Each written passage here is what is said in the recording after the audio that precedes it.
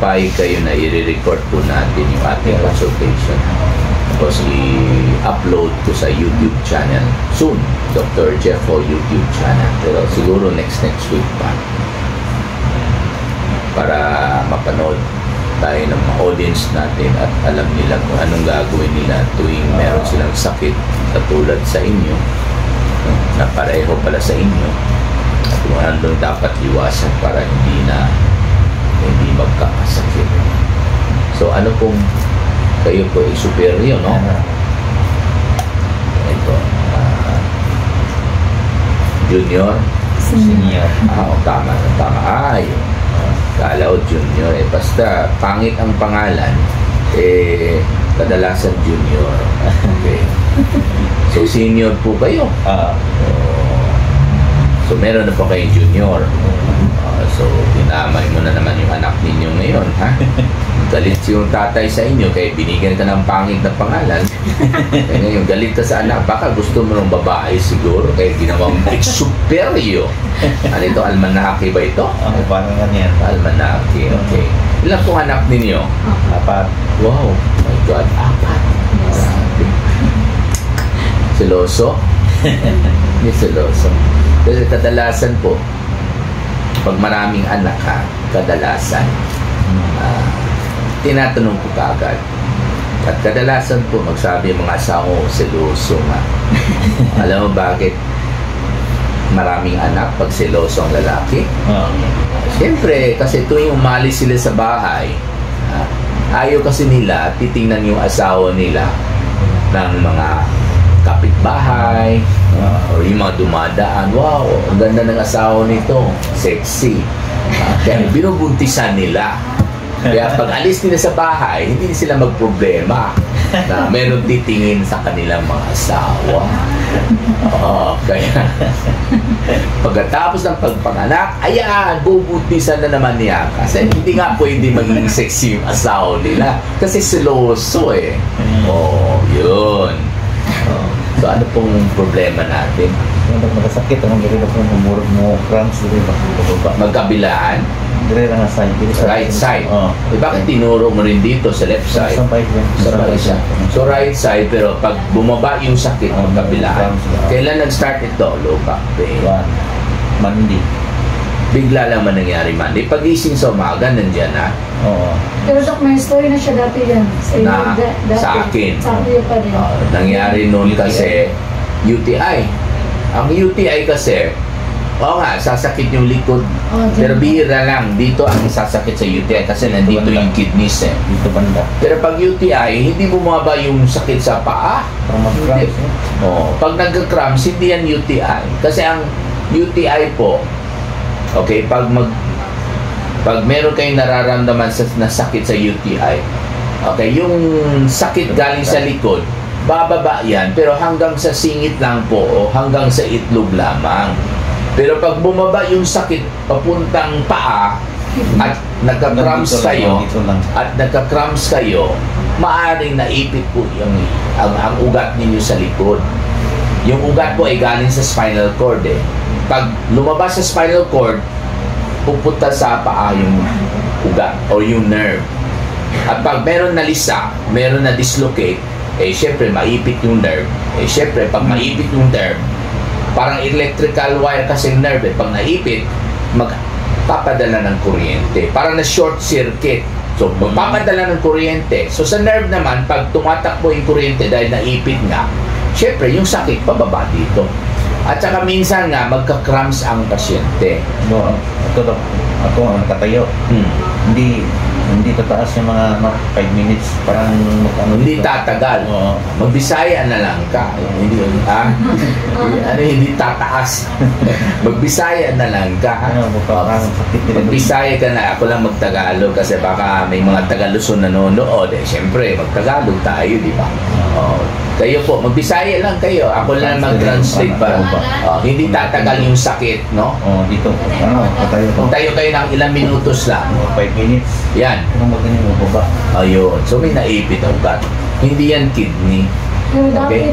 Kahit may UTI kayo, hindi makaganyan po yung sakit. Pero pwede rin kayo may UTI, pero hindi po yung UTI ninyo ang may dahilan kung bakit sumasakit yung paa ninyo.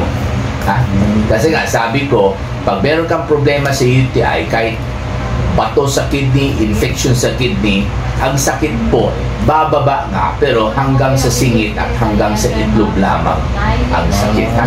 Meron kayong gusto sabihin ano yun? Last time na doctor, nanganak ko na siya dati diri. Nagpa-check up ni kay. Meron po. Pero Nagpapacheck po kayo sa ihi ngayon? Hindi pa. Hindi pa. Kumusta ang pag-iihi ninyo? May problema ba? Masakit pag umihi? Hindi na. O hindi naman. Sa katapusan sa ihi, hindi po masakit. Wala kayong feeling na tuwing bago lang kayo natapos sa pag-ihi, mamaya gusto naman kayo iihi ulit? Hindi. Wala kayong feeling na pagkatapos ng pag-ihi, feeling nyo parang meron pang naiwan konti? Wala naman po. Okay, hindi naman kayo nag-ihi ng nana, Wala. ng dugo, ng bato. Wala. Wala. Yung parang buhangin. Yung Wala mga- din. Wala rin. So, maaaring hindi po, kidney. naipit Oh, ang naipit o ugat. So, ang tanong ko po ay, nagising kayo Lunes, nag-umpisa ito, Lunes. Lunes. Oh, pagising, nandyan na. Di. So, ibig mo sabihin, Linggo, okay pa kayo, Sunday. Okay pa. Di Baka busy po kayo sa Sunday. Busy siya ba? Busy siya. Ito mo lang ka ba? Nag-rescue ka? Nag-rescue po kayo. Anong klaseng rescue? Yung sasakyan na Sasakyan. Oo. ito ninyo, parang Hindi. Parang doon ba nandun? doon mo na i-repair. Tapos ang init ng panahon. Inin pa tos, mamaya paano ka mag-repair? Sa ilalim talaga? O Ibabaw.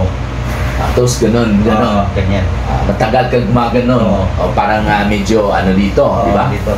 So, wala kang napansin na nung nasa repair, nagre-repair kayo nung Sunday, wala kang naalala na nung yumuko ka or nung tumayo kayo galing sa pag-iupo, bigla kayo, aray. Wala. Wala kayo napansin na ganyan. Hindi kayo tumalon. Ano yung ni-repair ninyo? Yung four-wheel lang or yung truck? Four-wheel lang. Okay. So, maaaring yung yan, nalisa. May na-dislocate nung nagre-repair kayo. Banda. Opo. Sige lang, we will see. Saan banda yung sakit? Dito? Dito. Okay, dito. Okay. So, kasi dito po yung kidney hindi naman.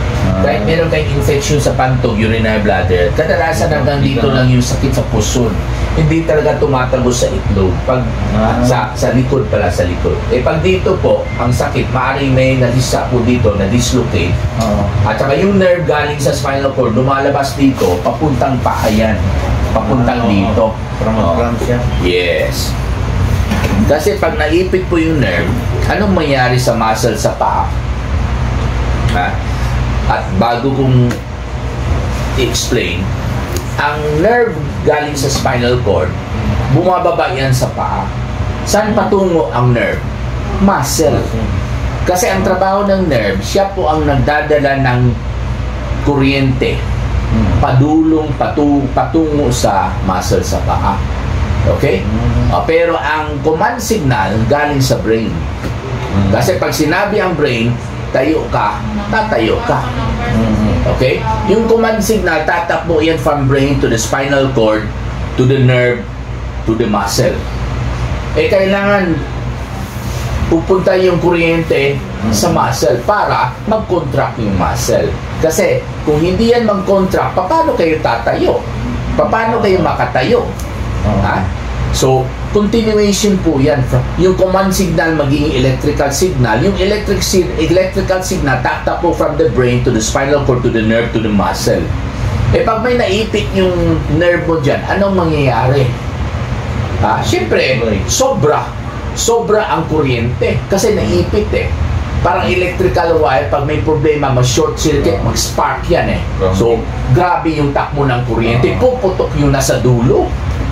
Diba? Ganon rin ang muscle. Pag naipit yung nerve ninyo sa spinal cord, meron kasi dahil po naipit, dahil po sa dislocate po yung likod niyo, yung disc.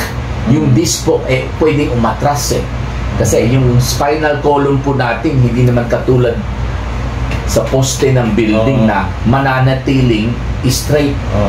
Hindi naman pwede na mag-bend yung poste.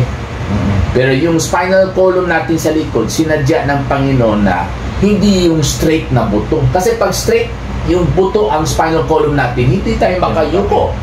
Paano tayo ng paa natin? Paano tayo maglinis ng puwet natin tuwing dumudumi tayo? Sinadya ng Panginoon yan para lang na makakilos tayo, maka-left tayo, maka-right tayo, maka-bend forward tayo, maka-turn. Kaya yung poste natin sa likod, yung tinatawag natin na spinal column, hindi talaga totally buto. Meron malambot na buto sa pagitan ng mga buto. Yung mga malalambot na buto, ang tawag po natin ay disc, D-I-S-C. At syempre, dahil po hindi talaga totally nakadikit sa buto para makabend tayo, syempre, pag medyo sumobra yung ating pag-bend, lalo pag magbuhat tayo mabigat, pwede yan mag-dislocate. Pag mag-dislocate yung disc, maipit yung nerve. Pag maipit yung nerve, sobra ang pagpadala ng kuryente patungo sa muscle. Pag maraming kuryente na makarating sa muscle, magka-cramps yan. Kaya mafe-feel po ninyo, nagka-cramps kayo, lalo sa gabi pag hindi na kayo nagtatrabaho. Pag nakahiga. Ganun po yan. So, sa ngayon po, bed rest po kayo. Hindi kayo pwede magtrabaho. Sorry. Bed rest mga 5 days.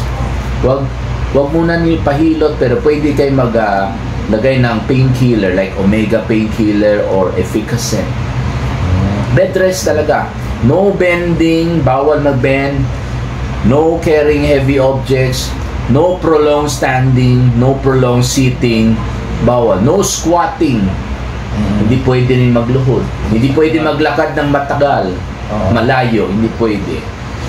Bed rest lang talaga. The best position is bed rest. Pag magbasa kayo sa kama, pwede 4 na unan, basa kayo, pasa yung likod ninyo nakadikit sa kama. Pwede kayo maglagay ng unan sa ilalim ng tuhod ninyo. Para unti-unti, yung na-dislocate na disc, unti-unti, babalik po yan sa normal.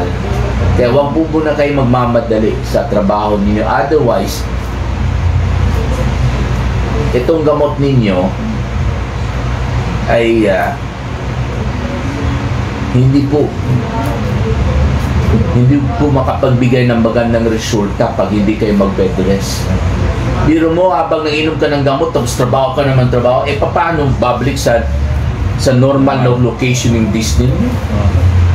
Kaya huwag muna kayo magmamadali. Sa totoo lang po, ang solution dyan po ay 80% po ay nakasalalay sa bed rest, 20% nakasalalay sa gamot. So kahit iinom kayo ng gamot at hindi kayo ng bed rest, paano na yung 80%? Hindi kayo gagaling. Sayang lang pera ninyo sa gamot. Kaya palagi ko sinasabihan mga pasyente, pag hindi kayo mag-bed rest, huwag na lang kayo uminom ng gamot. Useless. Okay? So after breakfast sabay, after lunch sabay, after dinner sabay. So ngayon din, mag-start na po tayo ngayon para sa lunch. Then mamayang gabi, 5 o'clock, 9 p.m. second doses. Pero kailangan may laman ang tiyan, Okay?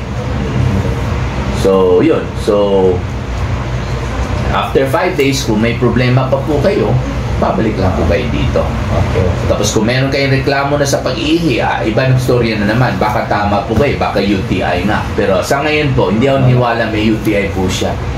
Okay? Kapag may UTI, Dok, masakit. Ang puson, kung nandyan na ang infection sa urinary bladder, Dati pa, asang ito masarap ito. Sige lang. Tsaka dati, meron kayo na reklamo sa pag-iihi, siguro, di ba? Ngayon wala So, imposible UTI, Okay, so, obserbahan na po natin. Still, uminom pa rin kayo maraming tubig para hindi po kayo magkaroon ng UTI. At huwag mong kalimutan, bed rest, Okay? Maraming salamat.